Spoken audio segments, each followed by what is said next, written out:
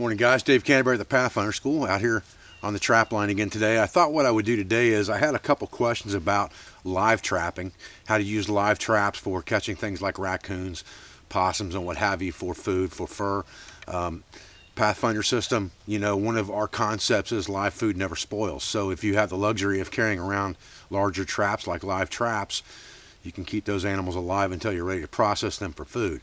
If you are collecting animals for fur, live traps are a little bit more of a hassle than they're worth. But if you live in an area where you're not allowed to use foothold traps, conibears, snares and things like that, live traps are always an option. Or if you live around a homestead area or in a rural area where you're trying to trap animals that are messing with your livestock like raccoons, fox, things like that, you can do it with live traps as well. So I'm going to show you how to set up a live trap in this piece of woods today. We're going to try to catch a raccoon or a possum in here and we'll see what happens, so stay with me.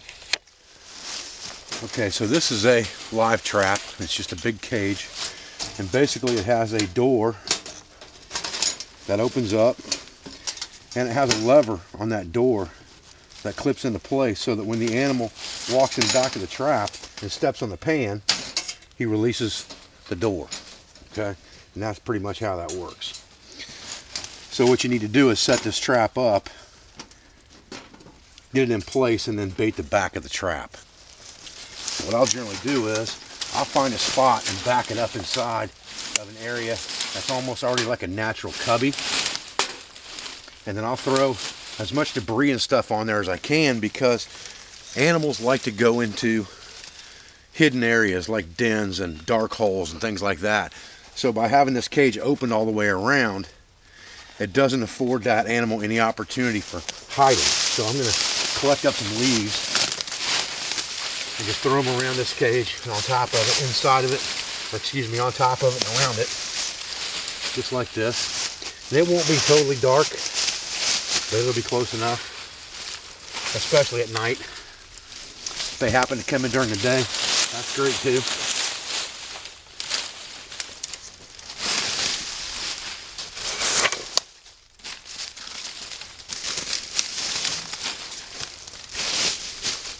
And there's plenty of debris around here on the ground right now this season during the fall to collect everything I need right here around the trap.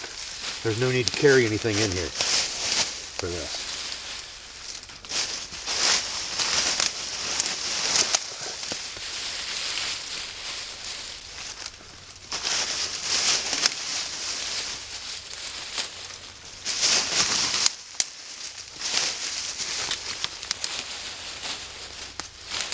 And once I've got that thing covered up a bit like this, all I need to do now is bait the trap.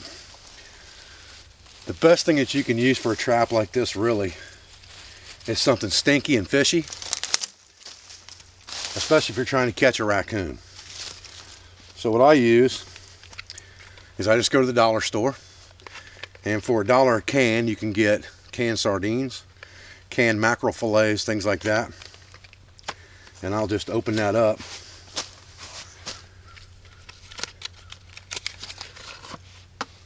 Take the lid off of it. And I'll put that whole can, nice and stinky, inside that trap. All the way in the very back. If I splash some of it on there, that's okay too. Get myself a stick and make sure that's clear back in the back.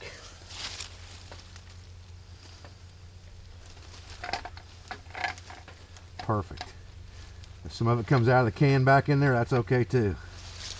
But I want him to have to get on that treadle to get to that bait, so I need to get it all the way back in the back. Now, $1 for those fillets catches a $15 coon hide if I'm trying to secure fur. There's a lot more meat in a medium or large size coon than there is in that can of mackerel fillets. So if I'm hungry and I'm worried about a survival situation or being conservative in a self-reliant situation, maybe I eat part of it and bait with the rest. Once I catch this raccoon, I got some more bait. Okay guys, so I appreciate you joining me for this video on a quick set with a live trap for a raccoon. Now bear in mind, you know, if there's a possum in this area, we're likely to catch him instead of a raccoon. Anybody that tells you they don't catch possums on their trap line is either lying to you or they're not trapping, because possums are the first thing you're going to catch, especially when you're baiting for raccoon, because they like stinky stuff, and the possums are going to come first. They're the scavengers. They're going to be all over it. Once you clear the possums out of an area, then you're going to start catching the other fur. So it won't surprise me if we get a possum in here, but we're targeting coon. We'll see what happens in the morning.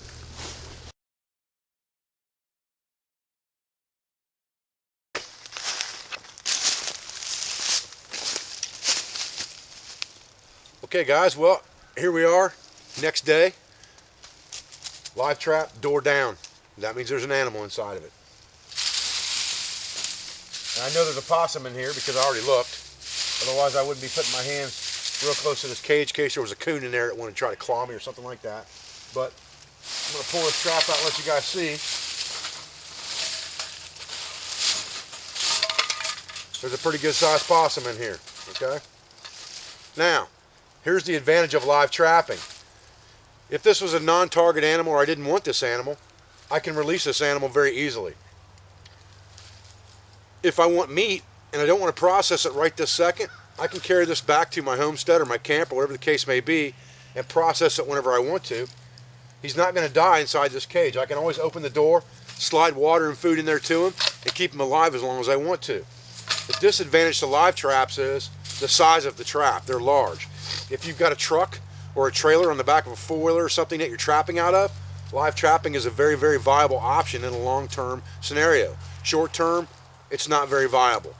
But I wanted to show you guys the method I use to live trap and how I den the cage up and basically create a cubby set with a live cage. This guy came right into that can of mackerel we put in here.